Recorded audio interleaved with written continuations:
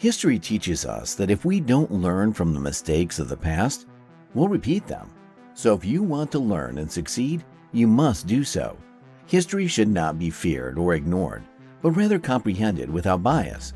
History shows us that no country has ever reached its zenith and then declined after remaining at the top for more than 100 or 200 years. I covered the two investments Jim Rogers' experts recommended you make in light of the current economic climate in this video. Jim Rogers, an American financier and investor residing in Singapore with a net worth of $300 million. He is also the chairman and co-founder of the Quantum Fund and Soros Fund Management.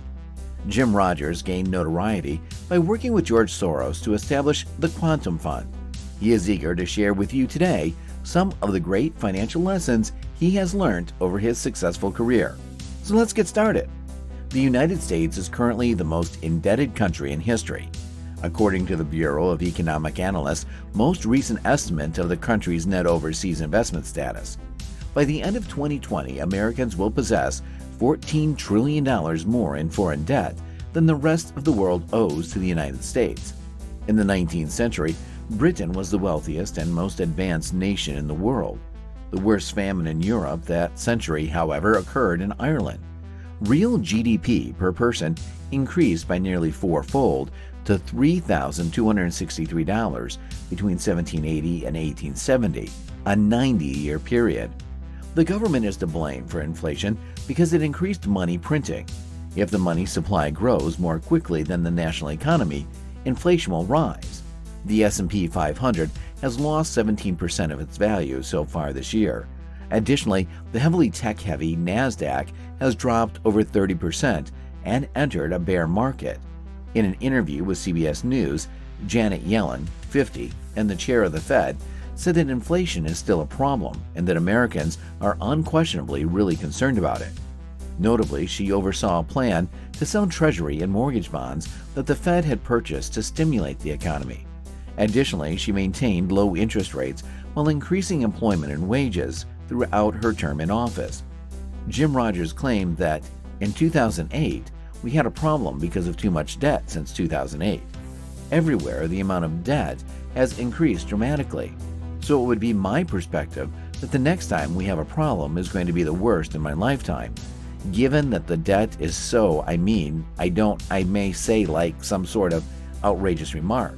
However, the debt is present and increasing daily. I am aware of the damage it did in 2008. The following time must be worse.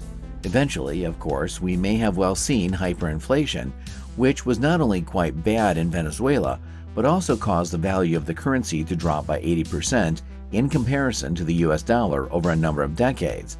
That's very serious stuff. I doubt that we will fast enter hyperinflation if you chance to be a citizen of the United Kingdom. When Zimbabwe was in the ground, it was typically at the very end of a lengthy slide that had started in Venezuela.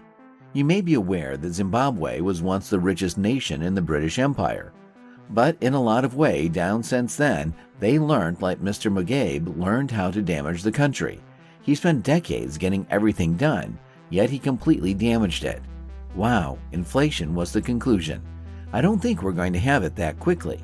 Don't panic just yet in the US, even though we're heading in the direction of Britain. But that doesn't mean we can't have a major inflation or client of the standard of living and a decline of the value of the currency.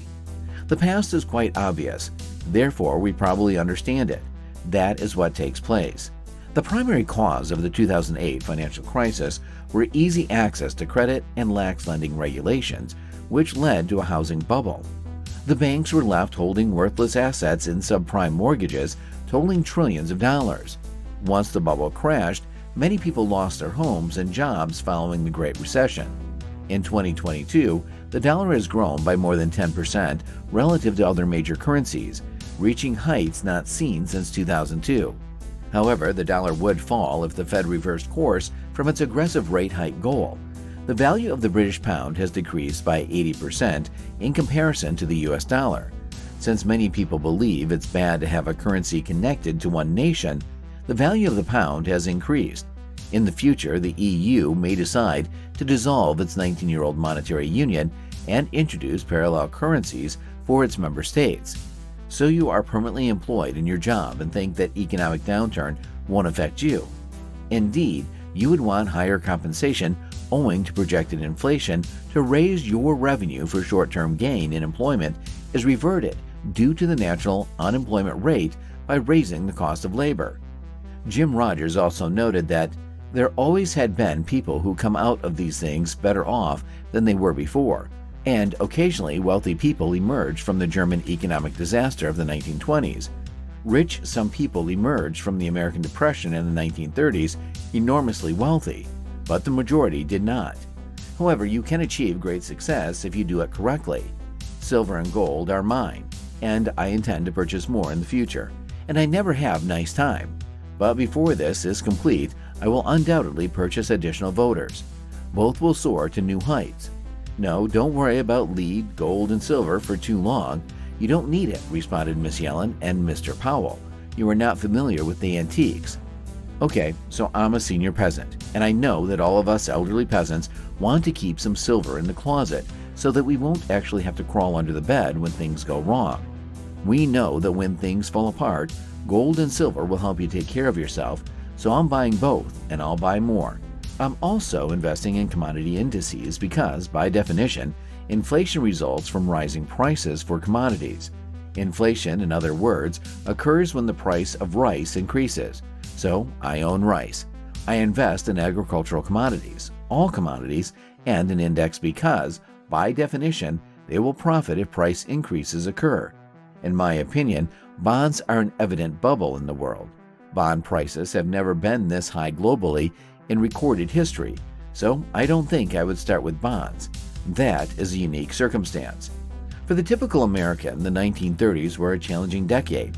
1929 was the first stock market crash, followed by additional ones in 1930 and 31, but you could make some money if you got it right, even if you weren't a successful investor.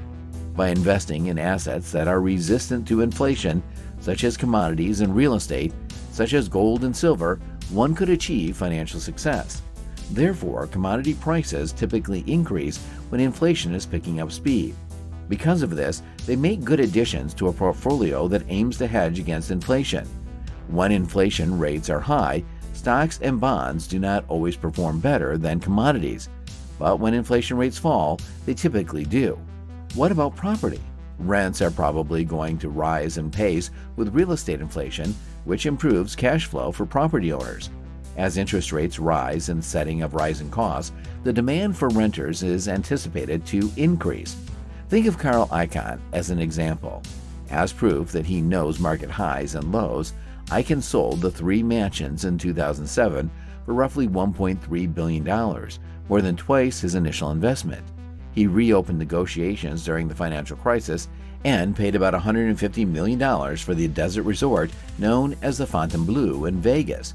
I gave 2 investment firms a cancellation notice on the incomplete complex in 2017 for a total of about $600 million, more than double his initial investment. Bold was Icahn. He was flexible and adaptive during the downturn. Icahn practices value investing, much like fellow billionaire investor Warren Buffett. Icahn tends to be attracted to stocks that don't fully realize a company's potential. Icahn asserts that he makes an investment in a company when nobody else does. So what do you need to know to start investing like Carl values his money? They have consistently gravitated towards gold and silver as value investors. Undoubtedly, they might desire it this time, or it might be something else. However, that old peasant over there has some, so I'm over there and I'm going to have more before it ends. No country can consistently hold the top spot, but the rich history of our ancestors has enabled us to become a powerful, wealthy, and prosperous nation. We are a diverse group of individuals with a variety of backgrounds, experiences, viewpoints, and points of view, but we may learn from each other's success and disappointments. If you like this video, then do subscribe to our channel for more amazing financial tips. Thanks for watching, and we will see you in the next video.